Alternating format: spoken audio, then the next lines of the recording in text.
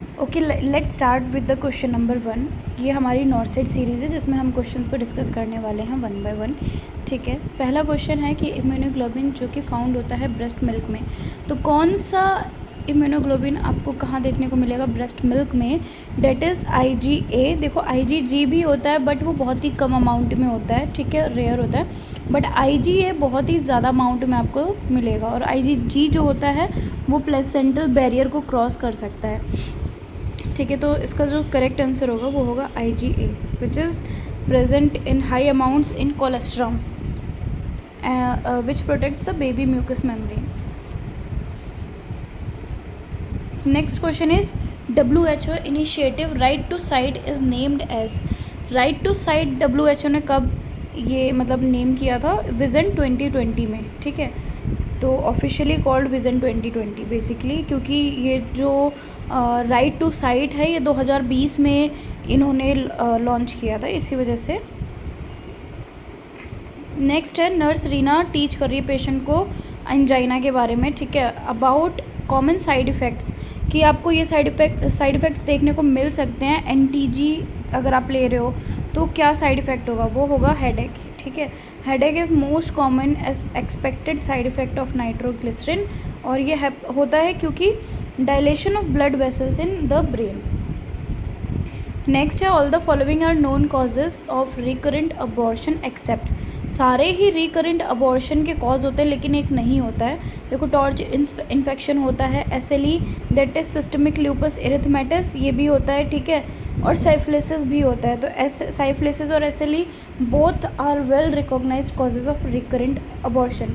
Torch infection especially cytomegalovirus, rubella, toxoplasma, herpes और sometimes syphilis can also cause reproductive loss, but recurrent abortion is classically linked with the syphilis in the torch group। और जो RH incompatibility है उसका recurrent abortion से कोई लेना देना नहीं होता है।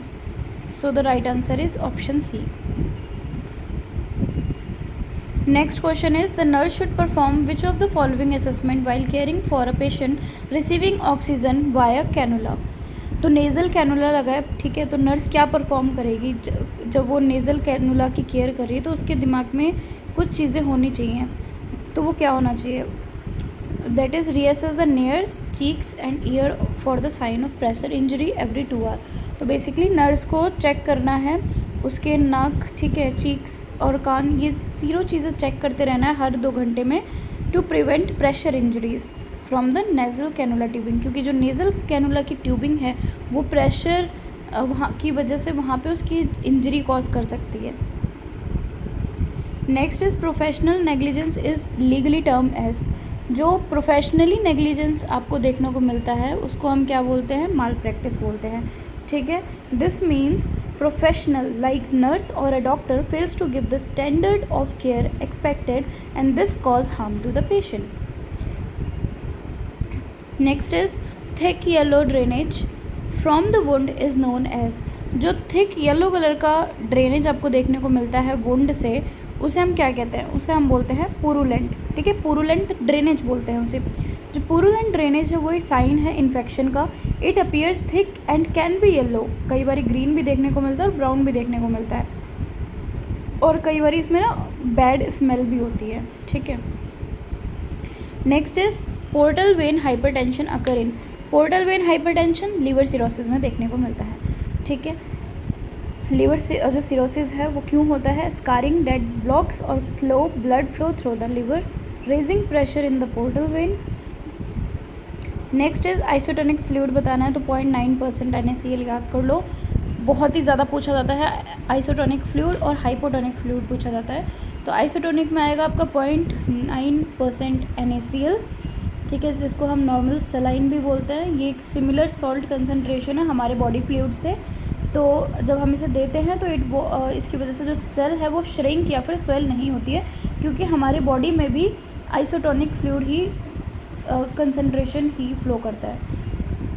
तो ठीक है, इसे हम ज़्यादा यूज़ करते हैं वुंड इरिगेशन, इन सब चीज़ों के लिए।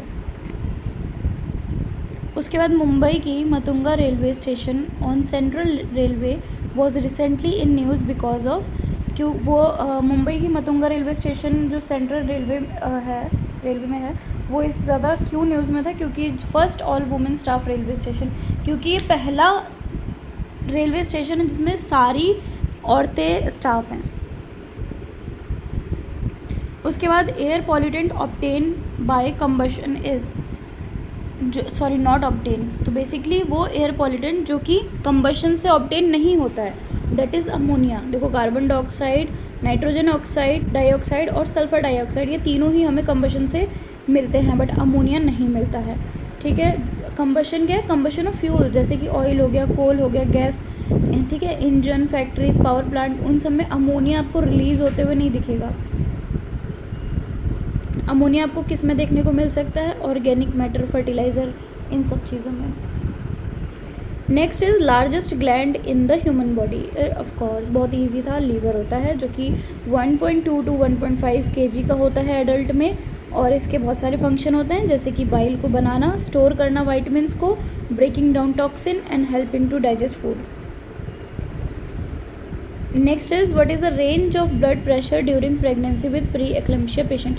अगर प्री एक्लेम्शिया पेशेंट है तो आपको उसका ब्लड प्रेशर कितना देखने को मिलेगा, तो more than 140/90 mm of Hg, 140 से आपको ज़्यादा ही देखने को मिलेगा। प्री एक्लेम्शिया एक प्रेगनेंसी कंडीशन है जिसमें हाई ब्लड प्रेशर और हाई प्रोटीन इन यूरिन देखने को मिलता है। ठीक है,